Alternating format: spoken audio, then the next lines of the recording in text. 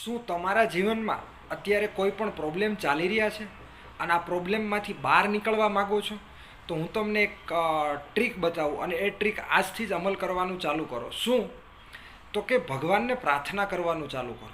તમે જે પણ ભગવાનને માનો છો, માતાજીને માનો છો, એને સાચા હૃદયથી દિવસમાં 2 વાર પ્રાર્થના કરવાનું ચાલુ કરો. અને એનો ટાઈમિંગ કયો હોવો જોઈએ? તો સવારે 8 ને 8 અને રાત્રે 8 ને 8 આ 2 ટાઈમ પ્રાર્થના કરો.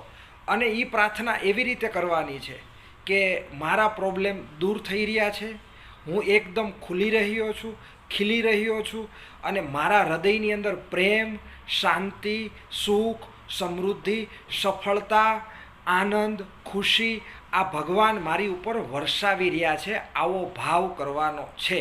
અને મારા પ્રોબ્લેમ એકદમ દૂર થઈ ગયા છે અને હું આનંદિત જીવન